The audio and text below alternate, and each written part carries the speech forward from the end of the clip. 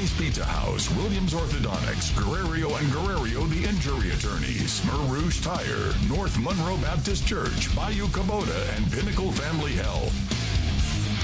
And welcome into Football Friday Night Extra. Zach Richardson, Ayanna Bronner, Jeremy Bryant. Week 6 already. It doesn't seem like we've made it past the halfway point already, but we indeed have. Week 6, homecoming weeks, a lot of homecoming festivities, a lot of great football tonight, wasn't it? Yes, a lot of great homecoming matchups and a lot of great football. Yeah, absolutely. And you know what time it is? It's district time. This is my time of year. It's definitely big. Now we get to really see what these teams are made of. So we might as well go ahead and get it to our game of the week, y'all. It was a big one down in Ruston today. So let's go ahead and get it to it. We're going to head down the O Block. The Ruston Bearcats making it back across Louisiana state lines after their Texas 2 taking on the Ouachita line inside the Lions Den. The big red dog, Josh Bradley, back to pass, launches it to Ahmad Hudson. He rumbles his way all the way down the field for the first opening touchdown of the game with a successful 2-point conversion afterwards. Second half now 8-0. Montreal Connor flips it to MJ Day, and he was weaving his way through the defense and then leaves everybody in his rear view mirror on the way to the end zone to tie this game up at 8 apiece. MJ Dade County. Fourth down at the goal line, Bearcats charge it. It's the tush push for Josh Bradley on the keeper. The ref took a while to kind of figure that one out, but he says that is a touchdown. Bearcats back on the board, extending that lead. Josh Bradley, Bearcats revving back up. Now they hand it off to Dylon Brooks. He goes right in the middle of that line, and he put the Bearcats in the red zone. Soon after, it was the big red dog again. Josh Brantley keeps it again, going to the right, and he goes in untouched. Ruston extending that lead 22-8. Do the Lions, do they got one more surge in them? Brantley on the pass, but it would be intercepted down the field by Orlando Fremont on the interception, giving the Lions some life in this one and put them inside striking distance. And then Montreal Connor keeps this one to the left, hit at the goal line. Little controversial, ball pops out. Controversial call, but the ref said he got across before it came out. Lions close in. Fourth down, under 2 minutes for the Lions to work with. Montreal Hot Wheels Connor over the middle to Waddell Clark, and he is going to race down the sideline, get into the end zone to put the Lions within one. That stadium erupted. False start pushed the Lions back, and that would be the end. The extra point was no good. The Bearcats, they escaped in this one, 22-21. I know we talked about it. Ouachita's defense had a great chance to slow this Ruston offense down. We saw how good that team can be. All right, Neville hosting Pineville homecoming night. Check out the hit right here from Juju Barnes. Break up the pass right here. Man, what a hit that was. But I tell you what, the Rebels, they would find their way in the end zone. It was Aiden Tate finding his way in. Rebels take an early 7-0 lead over Neville, but you know what? That lead wouldn't last very long because that offense would go to work. Parker Robinson to Tredain Dumas right here. He picks up a first down. And then Robinson going to go to the air again to Javari Lockhart. He's going to catch this one, get down to the sideline, flash a little bit of that speed. Yeah, that's a big-time gain and a big-time yardage, that is. And that's going to set up right here to Darcy Lemon from short yardage in for the score, and just like that, tied up at 7 apiece. Now the Tigers defense comes up big, gets the offense back on the field, and they're going to go right back to work. This time Robinson's going to find Caleb Vaughn across the middle. Yeah, that's good yards for a first down right there. And then check out the throw from Robinson. Now, I'll tell you what, the throw is good, but the catch might even be better. Dumas right here, check him out. Have no idea how he made the catch and somehow extended out to get into the end zone, but he did it. And just like that, the Tigers have a 14-7 lead. They're not done by a long shot. Tigers defense going to get off the field right here. Check out Cameron Riley with a big interception, and that's going to set up the offense again. This time, Jamarion Robertson, he's going to rush his way in for the score. Neville had that little hiccup in the first quarter, the first drive of the game, but they would never look back as they would go on to win this game by a final count of 50-10. And we head over to Winfield now as they hosted Rose Pine right here. Check it out right here. Damascus Tank Lewis going to open things up here with a 30-yard run, gets to the outside, untouched, in for the score. Just like that, the Tigers have an early lead. Now the Eagles, they're going to respond back, and they're going to try to do it bigger and better in this one. They're going to take off here for a 45-yard, it was 14-0 at that point in the game. Now the Eagles going to respond back here with a 45-yard touchdown run of their own. And yeah, this young man's got some speed to him.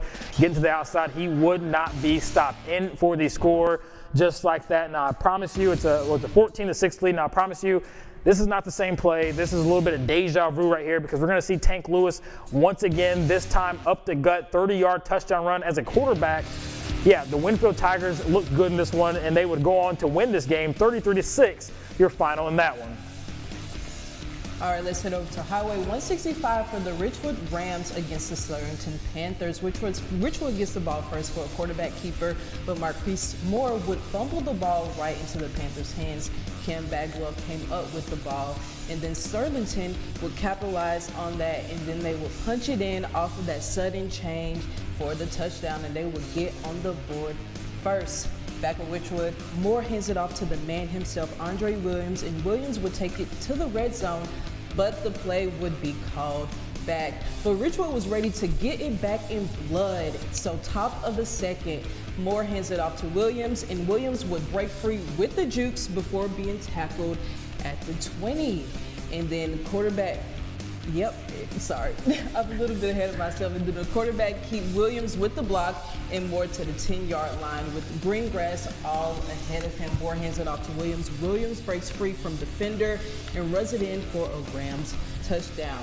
Sterlington's Carter McClinton said, "Say less," returning the ball all the way down to the red zone. With all of that green grass ahead of him, Richwood was nowhere to be found. QB J. Rob Breen hands it off to Gavin Evans, and then he would be tackled at the 10, but then he would punch it in for another Panthers touchdown. At the half, Sterlington led Richwood 13-6, but Sterlington capitalized off of Richwood's sloppiness in the second half, and then Richwood will fall 34-6. I'll tell you what, first couple games we've seen, those games didn't disappoint. A lot of close games. That's what we love to see in high school football is tough matchups and teams battling at it. You know, we have more coming their way and plenty more good to bring. Isn't that right? Yeah, that's right. I would like to say Richwood, they are a good team.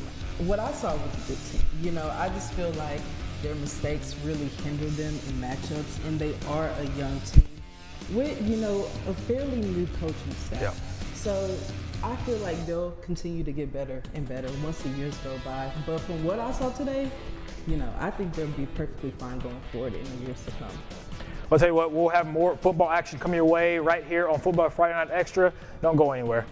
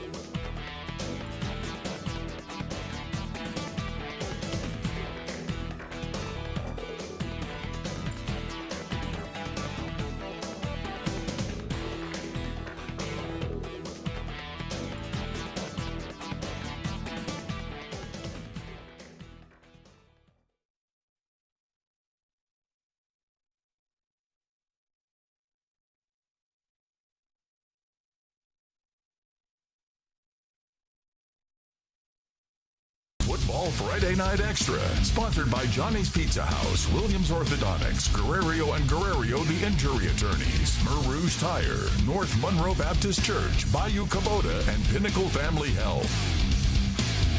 All right, it's homecoming for the Dragons, showing up and out over Faraday. Kobe Casey calls his own number and finds room up the middle.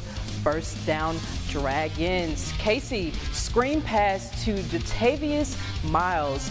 And with a little dance down the sideline and a little skip, Miles will get in for the touchdown. And as you can see, nobody was catching him. And the Dragons defense once again going to work.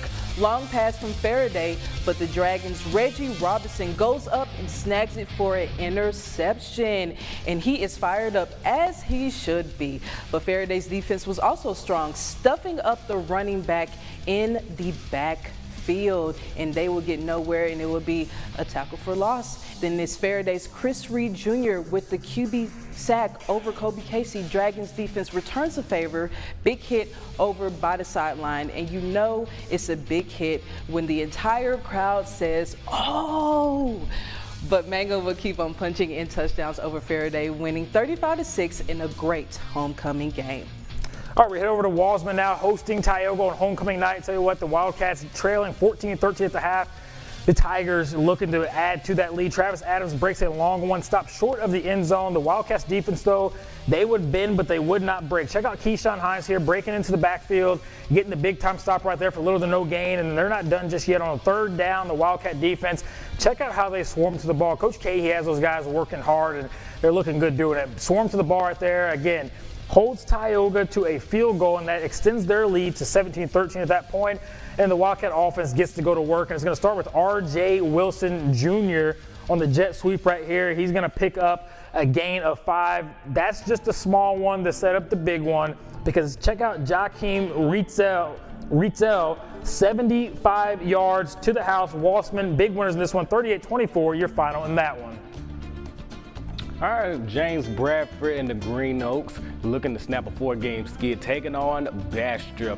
Rams with the ball. Kyron Purdy, he gets pressured, and he is intercepted by the defense, DeTravian Johnson. Next possession, Purdy looks downfield, drops it right in the bucket to Christian Winsler down at the 1. Next play, Dylan Dorsey runs it in for a Rams touchdown. Bastrop, they get a big win over Green Oaks in this one. And I'll tell you what, we'll have some more football action coming your way, coming up after the break. Keep it right here on Football Friday Night Extra.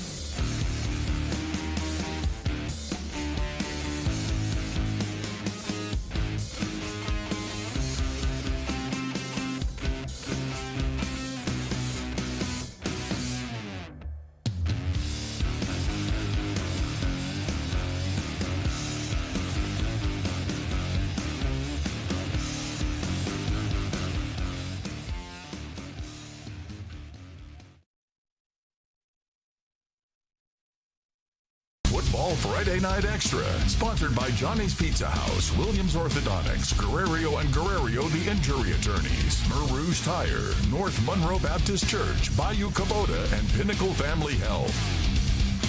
You now back to a Thursday night game. Lincoln Prep hosting Ringgold on homecoming night. Mickey Joseph in the house to check out the Panthers in this one. Ringgold with the ball first. They get the ball, get the quarterback in the backfield for the QB sack. The Redskins forced to punt this one. The ball's going to be kicked short. It's bounced around a bit. Heard a coach say, hey, pick it up and go, and that's what Cedric Wilson would do. He takes it in there, and he takes it in for the score before the offense ever touched the field. Lincoln Prep big winners in this one, 53-6, your final in that one. And I'll tell you what, again, good football Thursday and Friday, and college football as well Thursday. And we got some more college football coming up this weekend. We'll talk a little more about that when we get back on Football Friday Night Extra.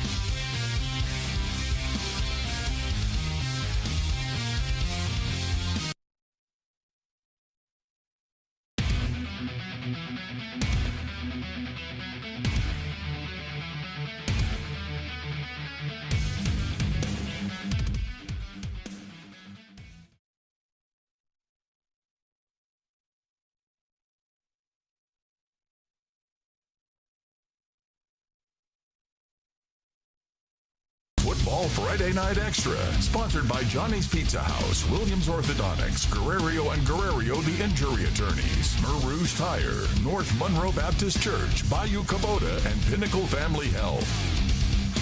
We had a good win over in Magnolia, Camden, Fairview. Magnolia taking on the field, and Magnolia getting the ball first. Quarterback Walker Carter taking down the field. Mon Davis almost intercepted by the Cardinals.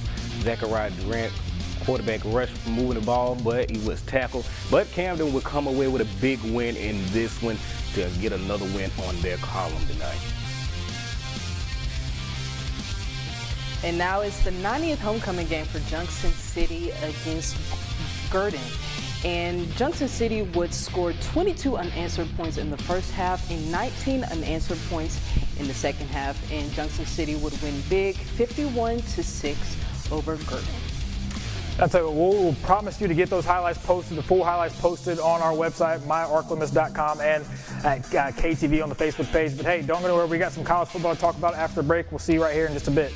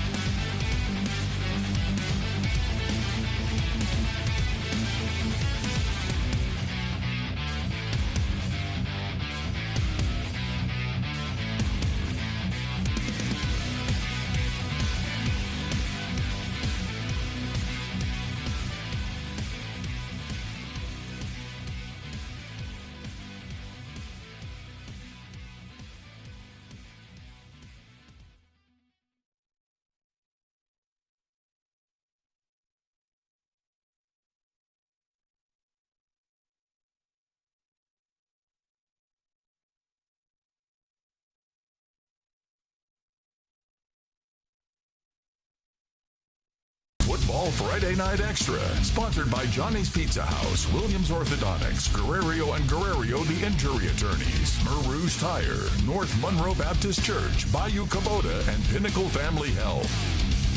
Well, I'll tell you what, we got some time on our hands, so we're going to talk a little college football. I want to start things off. Those Louisiana Tech Bulldogs, we saw early in the season that offense struggled. Sonny Cumbie turning over play calling duties to Nathan Young. And, I mean, the Bulldogs came out last night and they put up an offense performance. You were at the game, Jeremy. What was different about this Louisiana Tech team? It was something different, so different I had to make a picture for it. Louisiana Tech, it was a different offense. You know, Sonny Cumbie, said, sometimes he gets bogged down with having to be a head coach and a play caller. So I think him taking a step back and giving it to Nathan Young, who's been successful as a play caller, and then you put in Evan Bullock, and then perfect storm, with Middle Tennessee not really having a good defense at that time, one of the worst in their conference, really.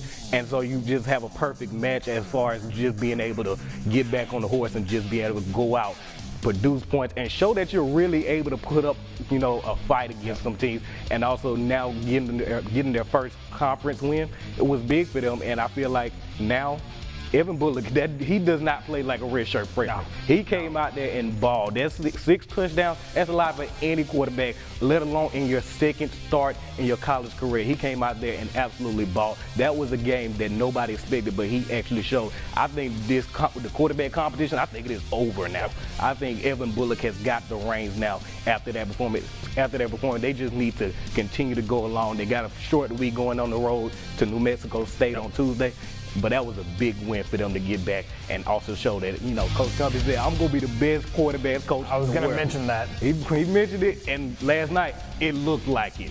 Evan Bullock was absolutely phenomenal. It was a great win for Louisiana Tech. Also, I want to send our prayers to Michael Richard, having a very scary situation. Prayers for him, though. But that was a good night for Louisiana Tech. Heard the good news about him, that he was able to be released early, making a full recovery. Anytime you see somebody on the field go down like that with that kind of injury, it's scary. You never want to see a football guy, you never want to see anybody go down like that, but on the football field, it's a brutal sport. So, like you said, prayers up to him and hoping to see him back on the field playing some football again. But I want to go back to what you said about Sonny Cumbie, talking about I'm going to be the best quarterback coach there is. For a head coach, it takes a lot to set your ego aside and give away something like play calling abilities and say, I'm going to be the best at what I'm responsible for. And Sonny Cumbie did that. As you said, it showed. So, I'm ready to see this Louisiana Tech team move forward, move past those first couple weeks and move forward in the season and see how they progress, because I think they can do some great things. They can still do a lot of great things this season. Ayanna, you were at ULM and JMU last week. ULM back at home against Southern Miss again. This ULM team, I think, every week somehow surprises everybody, proves some doubters wrong. ULM, they're fun to watch. You were at the game, just the atmosphere, the fans, and just the team, the energy they bring on the field. How cool was that for you to see that last weekend? It was really cool for me to see, and I think after the Troy game, I had already said in my mind that they're going to come out and beat James Madison, and they absolutely did. It was a close game, and it was hard for both teams. But ULM really showed up and showed out, and I can just tell that they are really starting to listen to what Coach Vincent has to say each week, day in and day out. They are coming together as a team. They're coming together and learning how to win as a team, and I think that's so important for Warhawk Nation and for the Monroe area, because we need a team that can revitalize our college football energy here. I don't think we'll have any problems with this, but if any of y'all try to take my Monday ULM press conferences, we playing rock, paper, scissors or something, because when I go there and I hear Coach Vincent talk, he makes me run through a brick wall. He's just so motivational, and you can feel a new energy in that locker room, in that facility, just the program. everybody's so excited about it. Southern Miss coming in.